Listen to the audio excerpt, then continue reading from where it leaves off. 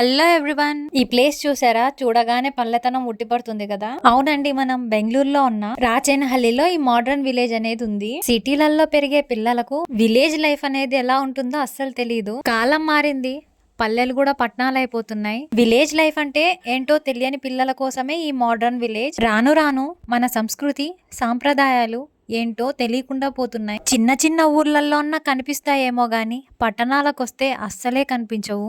Entry ticket అయితే per head 200. Ticket అయితే తీసుకున్నాం, లోపలికైతే వెళ్ళిపోదాం రండి. చిన్నతనంలో మనం ఆడే ఆటలన్నీ ఇక్కడ కనిపిస్తాయి. ఈ పెద్దవాళ్ళు ఆడే ఆటని మేమైతే ఈ ఆటను బారా కట్ట అంటాం. ఇక్కడ చూసారా బుడబుకలైనా ఎవ్రీ ఇయర్ సంక్రాంతికి అయితే ఖచ్చితంగా వస్తాడు ఈయన. ఇప్పుడైతే మా ఊర్లో కూడా కనిపించట్లేదు వీళ్ళు. ఇప్పుడైతే మిక్సీలు వచ్చాయి గానీ అప్పట్లో ఇలాగే ఇసురైతే ఇసిరేవాళ్ళు కదా. నేనైతే మా పిల్లలకి ఎక్స్ప్లెయిన్ చేస్తూ ఇలా ఉండేవాళ్ళు అలా ఉండేవాళ్ళు అని చెప్తూ వస్తున్నాను. ఈ ఆట మీరు ఎంతమంది ఆడారు? నేను ఇలా దూకుతుంటే ఆడపిల్ల అలా చెయ్యొద్దని తిట్టేది మా అమ్మ.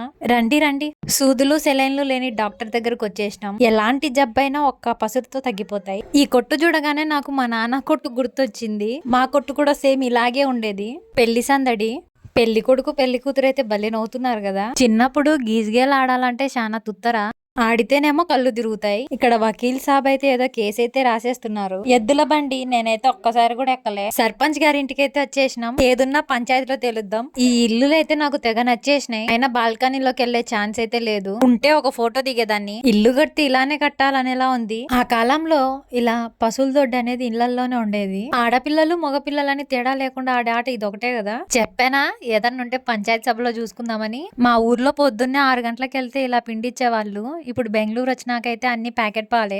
నిజంగానే కాకనుకున్నా, కాదు బొమ్మ. ఇక్కడైతే బట్టలు నేస్తున్నారు. ఒక్కొక్కళ్ళు ఒక్కొక్క పని చేస్తున్నారు. ఒకరు దారం చుడుతుంటే, ఒకరు నేస్తుంటే, ఇంకొకరు కలర్ అద్దుతున్నారు.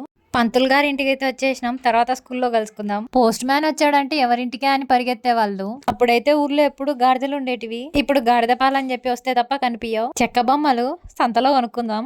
సోదమ్మ సోది చెప్తుంది. ఊరి జమీందార్ గారి ఇల్లండో. స్కూల్లో కలుసుకుందాం అన్నాక రండి, స్కూల్కి వచ్చేసినాం. 8 9 10. అదిగో రైతన్నలు పొలం పండిస్తున్నారు. ఎద్దులైతే పొలాన్ని దున్నేస్తున్నాయి. అదిగో రంగస్థలం, నాటక ప్రదర్శన అయితే జరుగుతుంది. ఇంకా చిన్న చిన్న షాపింగ్ సెంటర్స్ అయితే ఉన్నాయి ఇక్కడ. ఈ అంకుల్ మనతో చేయించినందుకు 100 రూపీస్ టికెట్ అంట. కుండ కూడా మనకే. జట్కా ఉంది ఇక్కడ. నేనైతే ఫస్ట్ టైం ఎక్కా జట్కా. పిల్లలకి 80, పెద్దలకు 90. కుస్తీ పోటీలు, టైలర్లు, పండితులు, కట్టెలు కొట్టడం, పిడకలు చేయడం, నూనె తీయడం, బుట్టలు చాటలు. అబ్బో ఒకటి కాదు, చాలా ఉన్నాయి చూడ్డానికి. ఇక ఊరంతా తిరిగి అలసిపోయాంగా, అందుకే లాస్ట్ లో హోటల్ పెట్టారు. తిందాం రండి.